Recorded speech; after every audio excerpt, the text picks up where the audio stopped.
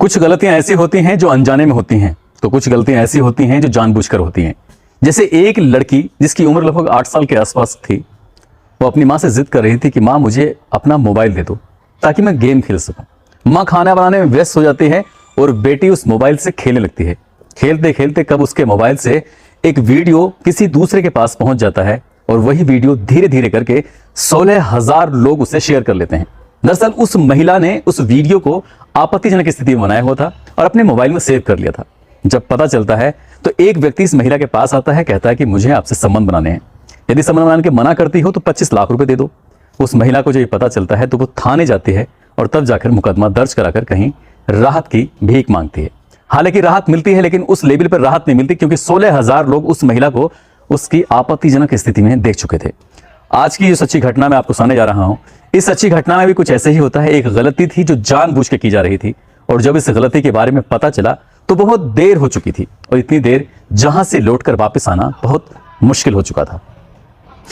आदाब, नमस्कार, सत श्री अकाल। मैं उस्मान सैफी। आज की जो सच्ची घटना मैं आपको सुनाने जा रहा हूं, ये सच्ची घटना है राजस्थान प्रदेश का एक शहर है जोधपुर, और जोधपुर शहर से लगा हुआ एक थाना है सरदारपुरा। बात कर रहा हूं 12 अप्रैल 2022 की सुबह लगभग 7:30 बजे के आसपास का वक्त रहा होगा। एक बिजनेसमैन अपनी पत्नी के साथ मंदिर में पूजा करने के लिए गया था।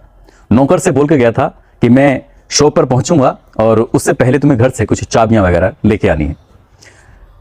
दंपति वापस लौटकर नहीं आए थे कि वो नौकर वक्त से पहले ही घर पहुंच जाता है और घर पहुंचने के बाद अपना मोबाइल लेता है और मोबाइल से कुछ गेम खेलने की कोशिश कर रहा था। इसी बीच में उस बिजनेसमैन की 14 साल की जो बेटी थी वो बाथरूम के अंदर नहा रही थी। उसने मौका देखते ही उस लड़की का एक अश्लील वीडियो अपने मोबाइल में कैद कर लेता है और मोबाइल में कैद करने के बाद जब मालिक आते हैं, मालिक के आने से पहले ही वो वहां से रफू चक्कर हो जाता है, चला जाता है। 2-4-6 दिन का वक्त फिर गुजरता है।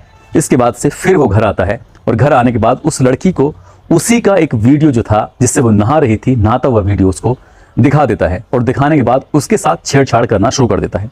जैसे उसके साथ उसे गलत हरकत कर रहा है, उसे छूने की कोशिश कर रहा था, तो वो लड़की ऐतराज कर रही थी, विरोध कर रही थी। पहले दिन तो वो बच जाती है, उसके बाद फिर उसे नौकर को मौका मिलता है और नौकर को मौका मिलने के बाद फिर घर आता है। घर आने के बाद जैसे ही उसने उस लड़की को छूने की कोशिश की, तभी वो लड़की जोर जोर से चीखने लगती है, चिल्लाने लगती है। उसकी चीख पुकार सुनने के बाद सबसे पहले दौड़ते हुए उसकी माँ आती है और माँ आने के बाद अपनी बेटी को न केवल उस दरिंदे से बचाती है बल्कि उस नौकर को पीटते हुए घर से निकालने की कोशिश कर रही थी, लेकिन वो नौकर वहां से मौका पाते ही भाग जाता है। बात पहुंच जाती है मालिक तक, यानी कि जो बिजनेसमैन है उस तक बात पहुंच जाती है। बिजनेसमैन ये खबर सुनने के बाद दौड़ता हुआ आता है और घर आने के बाद अपनी पत्नी से पूरा वाकया सुनता है। सुनने के बाद वो अपनी पत्नी को, अपनी बेटी को लेकर सरदारपुरा थाने जाता है और वहां जाने के बाद इस नौकर के विरुद्ध मुकदमा दर्ज करा रहा था। लेकिन जो मुकदमा दर्ज कराया जा रहा था उस बात को छिपाने की कोशिश की गई और जो असली बात थी अब वो निकल के सामने आती है। तो नौकर की इस करतूत को सुनने के बाद न केवल बेटी हैरान थी बल्कि मालिक खुद हैरान था। दरअसल ये नौकर लगभग 8 साल से इनके घर पे काम कर रहा था। हैंडीक्राफ्ट का एक अच्छा बिजनेस था इनका, एक जाना मानी एक शॉप है शहर के अंदर। और जैसे ही लगभग 8 साल से ये काम कर रहा है, 4 साल पुरानी बात यानी कि 2018 की ये बात है, नौकर को घर भेजा जाता है कुछ जरूरी कागजात लेने के लिए। और जैसे ही वो जरूरी कागजात लेने के लिए घर भेजा जा रहा था तो मालिक फोन करके कहता है कि ये जो राजू है नौकर, ये घर पर आएगा और उसको जरूरी कागजात हैं वो दे देना। वो नौकर जो होता है उसको दुकान पर ही कुछ ज्यादा देर लग जाती है, इसलिए वो महिला इंतजार करते करते परेशान हो जाती है। वो सोच रही थी पता नहीं वो कितनी देर में आएगा, जबकि उसका पति का काफी देर पहले फोन आ चुका था। उसने अपने जो घर का मुख्य द्वार है उसको भी खोल के रखा, जो घर का वैसा द्वार है अंदर कमरे वाले वो भी खोल के रखे, और बाथरूम का दरवाजा भी उस दिन उसका खुला हुआ था। नौकर आता है, आवाज लगाते लगाते पहला दरवाजा खुला था, दूसरा खुला था, और जैसे जैसे वो अंदर जा रहा है वैसे वैसे ही उसने अपनी मालकिन को आवाज लगाई और आवाज लगाने के बाद कहा कि मालिक ने भेजा है सामान लाने के लिए। वो कहती है कि जरूरी कागजात वो टेबल पर रखे हैं और आप लेके चले जाओ। आवाज जो आती है वो बाथरूम के अंदर से आ रही थी और जैसे वो बाथरूम की तरफ देखता है, मौका देखते ही वो अपनी मालकिन का पूरा वीडियो नहाते हुए का उतार लेता है और चुपचाप वहां से खिसक जाता है, चला जाता है। यहां जाने के बाद इत्मीनान से बैठकर अपनी मालकिन की उस एक एक दृश्य को वो देखने की कोशिश कर रहा था। जब 2-4-5 दिन बीत जाते हैं उसके बाद फिर से उसे मौका मिलता है घर आने का। तभी वो मालकिन से कहता है कि मालकिन, मैंने तुम्हारा एक वीडियो है जो अपने मोबाइल में उतार लिया है, यदि आप चाहती हो तो आपको कुछ पैसे देने पड़ेंगे और मैं इस वीडियो को किसी को नहीं दूंगा। वो मालकिन घबरा जाती है, परेशान हो जाती है। उसके बाद उसकी मांगी हुई जो थोड़ी सी रकम थी 5,000 कुछ रुपए वो दे देती है और देने के बाद चला जाता है। यहां से एक शुरुआत होती है और ये शुरुआत इतनी भयानक होगी उस मालकिन ने कभी समझा ही नहीं था, सोचा ही नहीं था। अब यहां से शुरुआत होती है, अगली बार आता है तो पैसे की डिमांड बढ़ जाती है, फिर आता है पैसे की डिमांड बढ़ जाती है। धीरे धीरे करके पहले पैसे की डिमांड बढ़ रही थी और डिमांड के साथ साथ फिर उसने उनके साथ अश्लील हरकतें करनी शुरू कर दी। अश्लील हरकतें करने लगा, उनका रेप करने लगा और 1-2 दिन नहीं, लगभग 4 साल तक अपने मालिक की पत्नी के साथ ऐसे ही गंदा और घिनौना कृत्य कर रहा था।